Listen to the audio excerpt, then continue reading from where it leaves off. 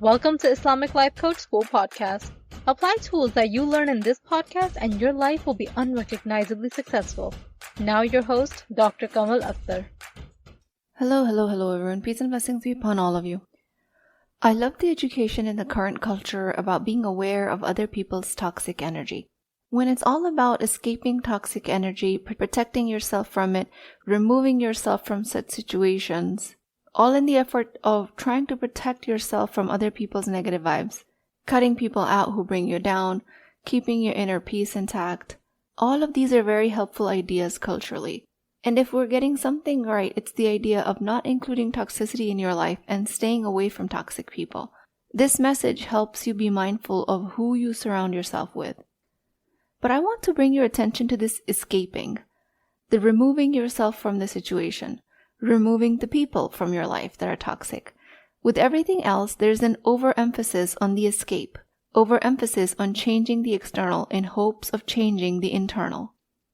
And as usual, when a culture tries to create a good change, it is because there's a need.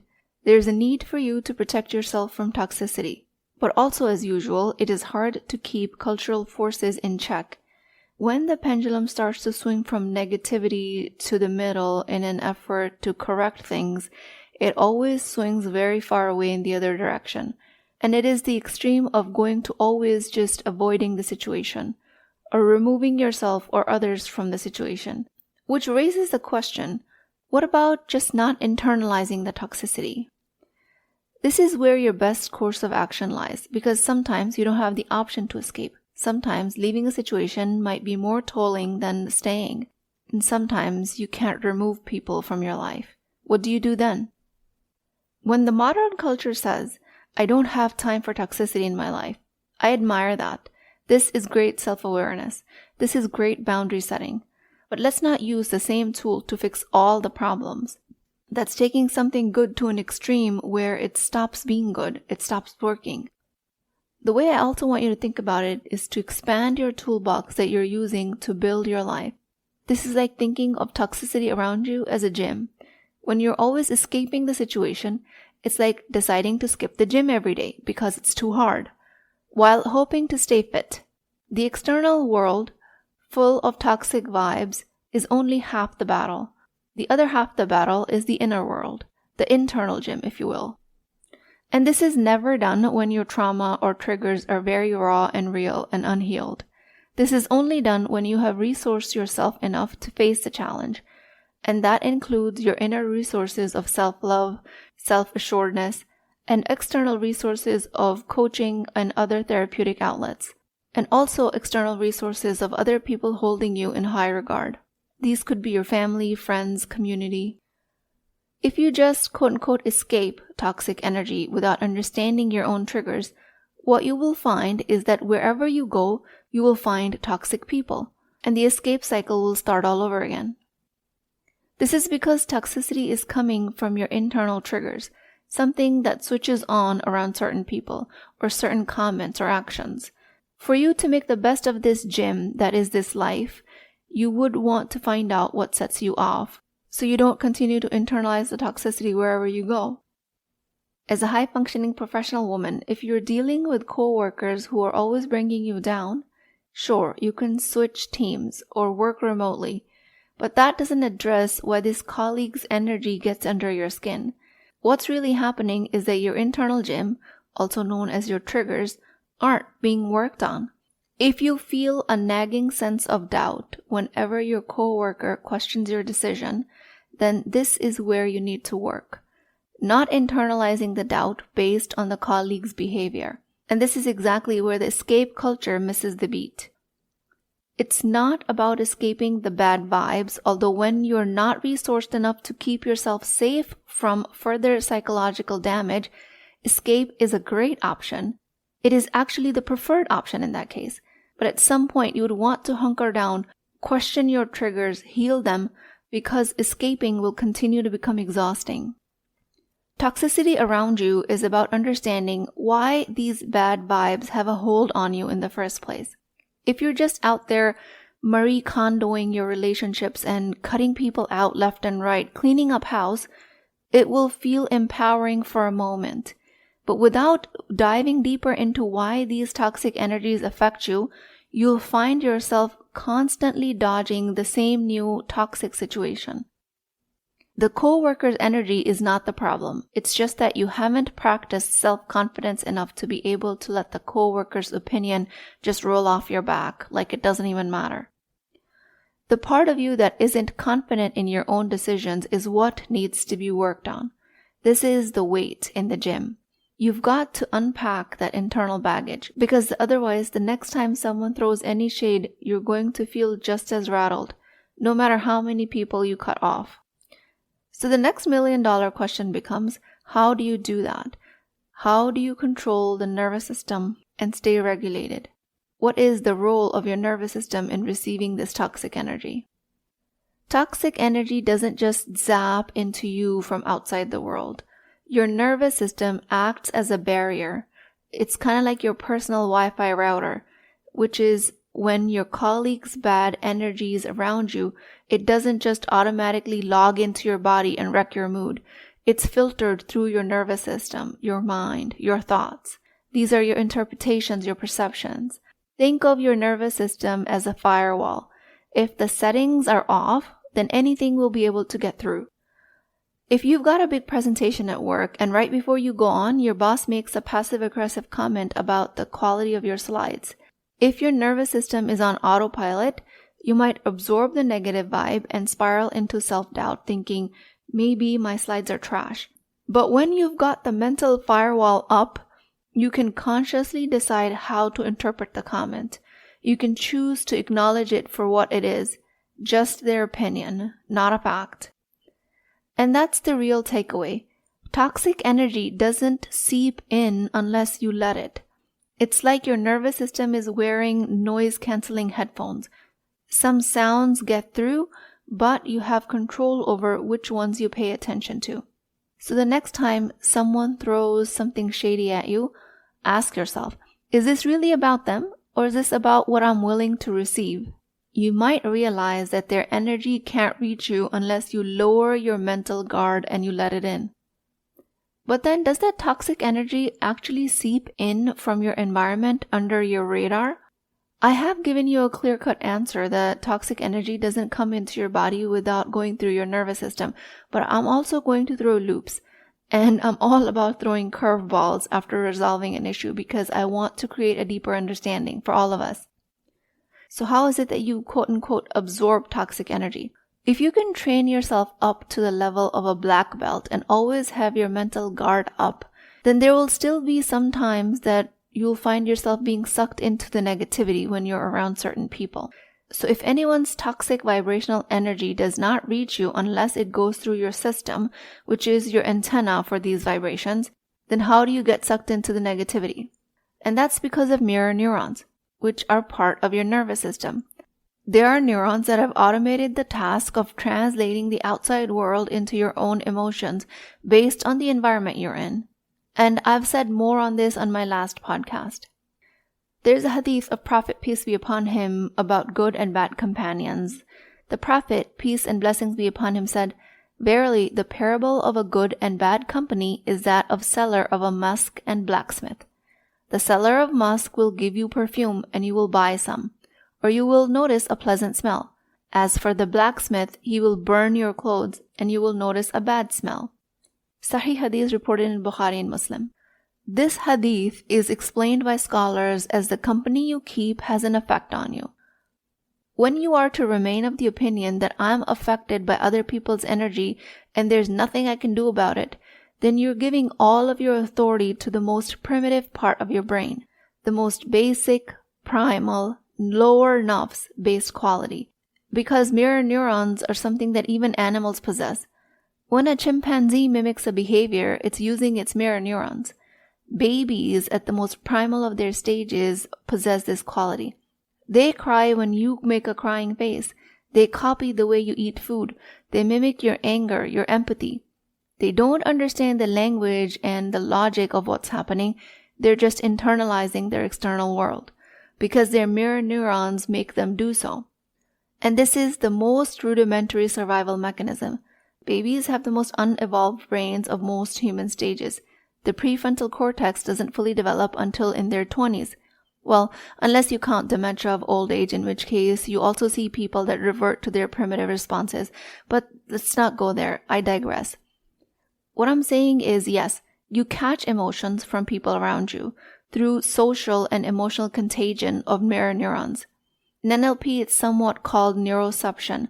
But to say that the only solution to this negativity is avoidance and escape is you saying that I've laid my arms to my most primitive responses and I will not be taking up choice in the matter. Let's just slow down there, shall we?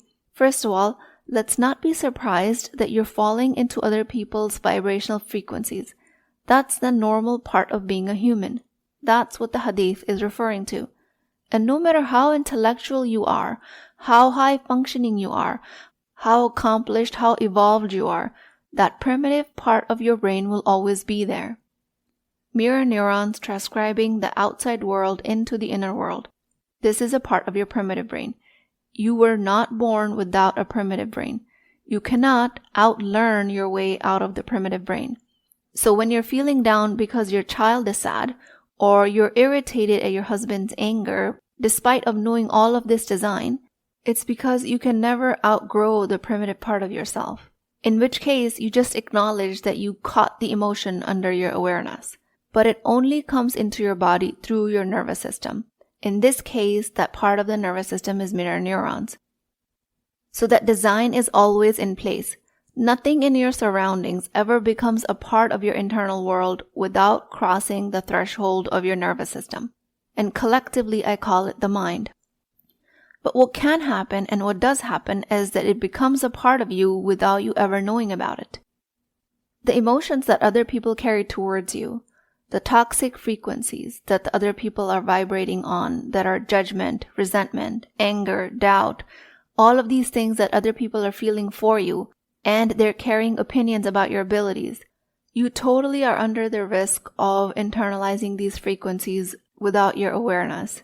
But it also does not matter how strongly other people feel these emotions towards you. It can only affect you until you remain uneducated about this design. When you actually start to wake up to this dynamic, it is just as easy as not believing any of the other person's opinion about you. It is just as easy as blocking those vibrational frequencies with your own mind and with your own language.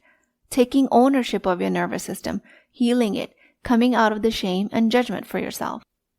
When you are a highly empathic, a highly attuned, highly sensitive person, your mirror neurons are just working overtime. They are able to read and translate all of the energies around you, and your primitive brain thinks it's doing you a favor. It thinks it's keeping you safe from danger. It doesn't know that the danger is a dinner invite where you're expected to see your ex. You will feel that if you go to the party, then you'll feel the negative energy of your ex-husband. And you would be right in your concern, because mirror neurons of the primitive brain are going to be right there. They will translate the toxic energy of the ex-husband, and they will do it diligently, right according to their programming. But if you want to accept the invite, both to the party and the bigger invite to the life that Allah subhanahu wa ta'ala has designed for you, the life that is waiting for you, then you know that all you have to do is just not believe the message that your primitive brain is sending you. The message of internalizing the toxicity. So I'm going to give you my example, how it shows up for me, and inshallah it will make it clearer. I will walk into a work meeting and someone will pass a passive-aggressive comment about my hijab, my skin color, or they will say, "You look so tired," when I've actually slept a full 8 hours, but they might perceive my skin tone as somebody who looks tired. My mirror neurons have picked up on that energy way before they even started talking to me. They pick up the vibe in the room and I can tell something is off. And previously, allegedly, I might have believed their opinion. I would have said, "This is so toxic. People are more interested in how I look rather than my skills, my years of training or my hard work." And it would have totally set my mood off. This is me internalizing their opinion about me. This is me ruining my day based on their negative vibes. This is me believing their internal biases about my appearance. And then how it shows up for me for the rest of the day is me acting dysregulated, forgetting all of the prep that I did for the meeting, shuffling pages, not finding my focus, misspeaking, and the whole 9 yards. My mirror neurons did a great job showing me the danger in the environment, the danger of toxicity of racism. But I also took a part in it by allowing myself to believe that opinion. What your mature, evolved self will do in situations like this is that it will notice that your primitive mind is telling you something. Thank your primitive mind and say, I appreciate this information and I accept your warning, and I'm here to give a mind-blowing presentation. I'm here to blow them right out of their chairs. I'm going to focus on my acquired talent, my skill, my preparation. I'm going to focus on my confidence. My focus is my right to exist in spaces like this, just as they have a right to exist. And I'm going to take up major space in this room because I was given this opportunity and I'm going to seize it. If I am to believe the current culture when I step into that meeting room and escape the toxic energy, then I might have missed a lot of opportunity, a lot of chances at progress, at success. But since I'm able to talk to my primitive brain like a child and a toddler that it is, I'm able to keep it feeling safe. I will not internalize the racism. And this outcome is only possible when I've worked on my own healing, when I've fortified my mind. And this is exactly what I'm inviting you guys to create in your life. If somebody you look up to doubts your ability of success, their doubt does not jump from their body into yours. If they're vibrating at a frequency of doubt, their thoughts that you can't do what you say you want to do, they say that you're all about words but not about actions.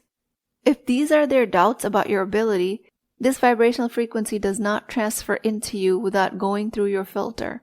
This energy is what you receive through your receptacle, through your device that is the nervous system. This negative frequency is something that you're accepting consciously or subconsciously. If you're accepting it subconsciously, then all you have to do is bring it to your conscious awareness and reject that message. This is your workout at the gym. This is you evolving yourself above your most primitive design. This is you evolving yourself above other people's opinions about you. And it doesn't matter if they're positive or negative opinions. And all of this is so you're not always just escaping the situation. As a child, you were born with the most basic bias, the survival mechanism. This is when you start to assign authority of your emotions to your caretakers. In adulthood, if you haven't parented yourself, then it starts to look like you assigning your emotions to your spouse or your mentors or any other person that you look up to. This is just an error on the primal's brain part where it equates survivability with belonging and it fuses the relationship. Your survivability as a child depended on you attaching yourself to an adult. Primal brain in those instances says, whatever they feel about me is the universal truth. So if a parent had a doubt in your ability, then you will internalize it as if it was your own.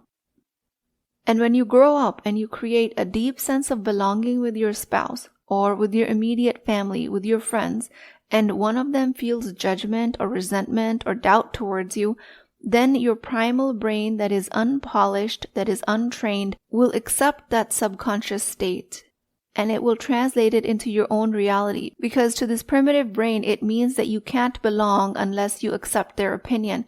And by extension, it's making it mean that you can't survive. When as an adult, that's actually not true. There are many ways where your nervous system seems to passively accept other people's toxic vibrational frequencies. But in all of this, the best news is that your nervous system is always involved. It is always the recipient. It is always the conduit of translating that toxicity. And the reason I'm emphasizing this point over and over again is because there are a lot of people around you that will talk about escaping toxic situations, cutting off toxic people from your life. And while, like I said, that is a legitimate strategy, I don't want you to think that that is the only strategy. Because it is also a valid strategy that sometimes you would want to bring your own thoughts and beliefs into light. You would want to question, why have I believed their opinion about me? What have I allowed to go undetected under my radar? Which of their opinions have I been accidentally believing and internalizing? You would want to ask, where have I fallen into the trap of accepting toxicity into my life? And when you bring all of this into awareness, That's when you actually heal yourself. That is your weight in the gym. You become stronger. You become more resilient. You become more powerful. You become more confident in your existence. And that is when every other toxicity around you starts to just melt away. It starts to lose all of its charge. People that are unhealthy for your mind and your body just don't engage with you anymore. You heal the patterns of your primitive brains, the blatant lies that it has been telling you about yourself. Without doing this, it doesn't matter how many toxic people or situations you escape.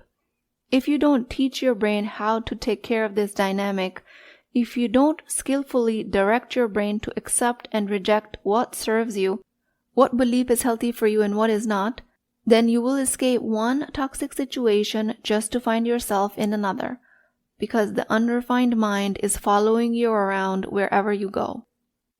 You will say to yourself, I believe in energetics, so I'm going to remove this person's energy from my life.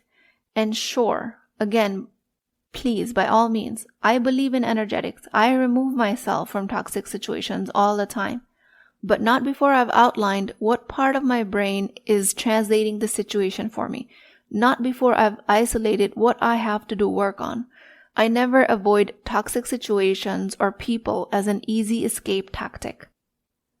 If you do find yourself escaping, just be careful and question that it is not your unwillingness to do the hard work of taking control of your energy. Make sure you're not avoiding other people because they affect yours without you ever actively participating in your life. There are good and bad uses of mirror neurons. Being a victim of social and emotional contagion and accepting a low opinion about yourself from others, this is a bad use of mirror neurons. And then being told to leave the situation over and over again by the culture at large, that becomes an even worse tactic. Mirror neurons are an incredible tool. When your husband comes home from work in a bad mood, muttering under his breath about all of the things, next thing you know, you're slamming kitchen drawers. And in that moment, if your friend texts, how's your day going? You're going to be like, ugh, I don't even know. I was in such a good mood, but then my husband came home and everything went south after that. That's the emotional contagion at its best. His bad mood became yours, even though it had nothing to do with you. But the secret that no one has ever told you is that you can override this. Just like how you turn the TV off when a show that you don't like comes on, you can consciously decide not to engage with what your mirror neurons are telling you. When you notice yourself getting caught up in somebody else's drama or bad mood, take a breath and just ask yourself, is this really mine? If not, then let it go.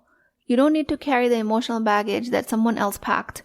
You don't need to adopt someone else's bad day just because you have a brain with a default setting. Don't forget that you also have an evolved brain that can override this default setting. Not everyone is attuned to experiencing frequencies and energies from other people, but the people that are attuned to them, this is your work. I invite you to do this work where I make things easy for you. You take charge quickly and you're not left trying to figure it all out by yourself with trial and error, which of course is one way of doing it, but it just takes longer. Get coached and it will become a lot easier and faster. And the change you see is going to be worth way more than any of your investment. I promise you that, inshallah. With that, I pray to Allah subhanahu wa ta'ala, O Allah, the Lord of peace and serenity, guide me and all of us in protecting ourselves from the negative energies that surround us.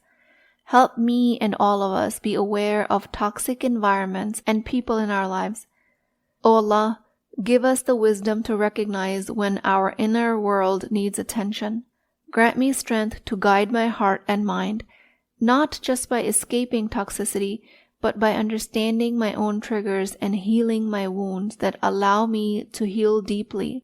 O Allah, help me become resilient so that I do not internalize the doubts of others. Ya Allah, allow my mind and my heart to shield what does not serve me. Let my thoughts and actions be guided by love, confidence, and self-assurance. Empower me and all of us to see beyond the surface, to rise above toxicity, and to hold steadfast in my peace, also keeping us steadfast in our deen. Ameen Ya Rabbal Alameen. Please keep me in your du'as. I will talk to you guys next time. If you're interested in getting coached by me, I'm offering a very affordable opportunity to do that with Wisdom Wednesdays. This is not a course, not a lecture. This is an opportunity for live coaching, real change with Islamic adab and etiquette. You do not need more information. You actually need a space to create change.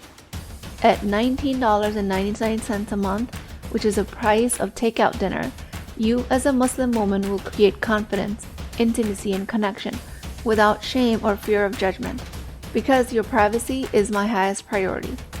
So join at www.islamiclifecoachschool.com, resources, Wisdom Wednesdays. I'll see you inside, inshallah.